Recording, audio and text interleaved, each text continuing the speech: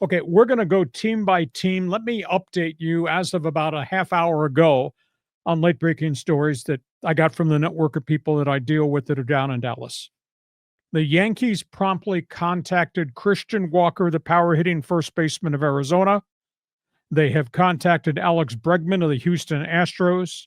They have already been in contact with Max Fried, the Atlanta Braves pitcher, and now they're making contact with the ex-Orioles and Milwaukee ace, Corbin Burnes. The Yankees are of the opinion, hate to see Soto go. We're going to take all the money we offered Soto. We hope to sign 3 to 4 marquee free agents. That's the latest on the Yankees. Philadelphia, which had a leaky bullpen that cost them last season, made the first offseason free agent move for them. They signed the top closer of the Toronto Blue Jays, Jordan Romano. Guy's got a career 2.65 ERA, had some arm problems at the end of the year, but he's jumped ship. He's gone to Philadelphia. The Red Sox, who got shut out in their attempts to hold a second meeting with Soto over the weekend at the Winter Baseball Meetings, have made offers now to Anthony Santander of the Orioles and Teo Hernandez of the Dodgers. If they can't have Soto's bat, they're going to try to go get a different power bat at Fenway Park. Toronto, which never got the second meeting either at the Winter Meetings, is negotiating with Teoscar Hernandez of the Dodgers simultaneously. Trade talks have escalated. The White Sox, shopping Garrett Crochet, have 7 offers from different clubs for the left-hander. Included in the group, the Yankees, the Dodgers, both who have pretty good farm systems, the Padres, and the Red Sox. Padres, to me, look like they're on the outside looking in because I don't think they got a lot of talent they can afford to give in those trades. It looks as if Crochet's going to be dealt, and I did not realize till this morning Crochet's salary this coming season is only $2.9 million for a guy at the front end of your rotation. So you got the White Sox about to make that deal. The second deal that they think is going to happen at the Winter Meetings before the end of the week, Cardinals, goodbye Nolan Arenado. They're shopping him around. Red Sox, Yankees in the running. The only glitch, he's got $34 million due next year and $35 million due the second year, the final 2 years of Arenado's contract. He's probably going to be moved for pitching and minor leaguers. And then down there at the bottom, the Dodgers, after I think having walked away from Soto, turned around and signed Michael Conforto, Giants outfielder, former New York Met, Yankee. Conforto, injuries the last couple of years, gets a 1-year, $17 million deal. And the Dodgers also re-signed Blake Trinan, 2 years, $11 million per. He had a phenomenal ERA down the stretch and valuable innings and outs in the playoffs and into the World Series. And then maybe the surprise signing, because this makes no sense except if you lived in John Riley's world, where it's just about the bank. San Francisco getting Willy Adames, 7 years, $182 million, all-time greatest contract the Giants ever gave a player. He's going to a place that resembles San Quentin. I mean, there's no talent in San Francisco. Buster Posey has come in and is trying to make his mark as president and general manager, and he convinces Willy Adames to sign this mega contract. Adames is a career 240 hitter. Adames has 158 home runs. In that batting order, do you think he's going to see a strike all season unless they go get more players around him? Because they don't have much of a roster. I apologize in advance because you're a Giant fan. The damn franchise looks like Alcatraz to me from a roster standpoint. So, John, that's the latest within the hour at the start of the Winter Baseball Meetings. I know we got a lot of baseball junkies out there. Jump into Fans Forum. Your turn to talk about the Yankees alternate for Soto and all the other storylines. Isn't it great? Now, once the big domino falls, now there's going to be a lot of action now, which is going to be a lot of fun. So, the Yankees are scrambling. I mean, Teoscar Hernandez to the Yankees. I mean, what was your take on that? Well, they're talking to him. They're talking to Bregman. But Teoscar's in play in Boston, Fenway Park, in play in Toronto, because they're trying to get another established bat to put next to Vlad Guerrero and Bo Bichette. So all of a sudden, Teoscar's price has gone up. I was told late last night the Dodger talks have stalled. Dodgers want him back.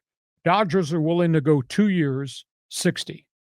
He wants 3 years total, 90 guaranteed. Dodgers think that's a little too pricey for somebody his age, even though he had the electric season. So I don't know whether, and he was such an integral part of team chemistry and leadership at Dodger Stadium last year. I don't know whether he's just going to take the money and run.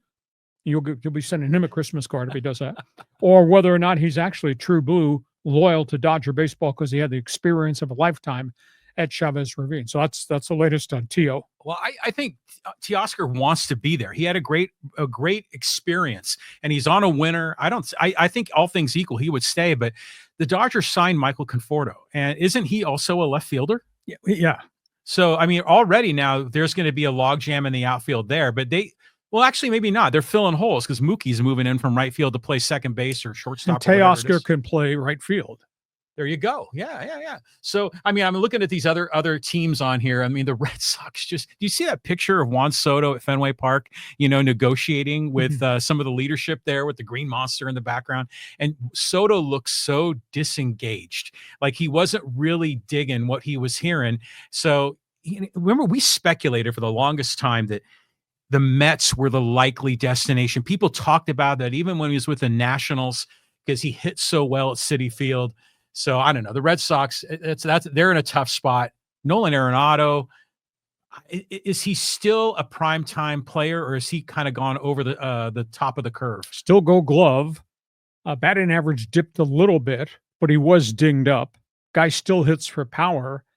And if you put Arenado in a certain stadium, he could really be damaging.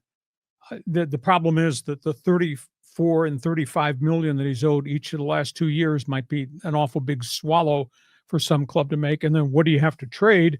Because the Cardinals desperately need pitching. So are you going to give up top young talent or established major leaguers in a multiplayer deal to get Arenado for 2 years? Because when the contract is up, he'll be 36. Yeah, well, the Cardinals have a lot of rebuilding to do. The fan base deserves a winner out there. The Giants, by the way, they got Matt Chapman playing third base. I mean, you got Adames, and they're kind of building it. I mean, you're not going to win a championship with Lamont Wade Jr. I mean, I get that. The kid that plays center field that came over from Korea, he hopefully is healthy next year.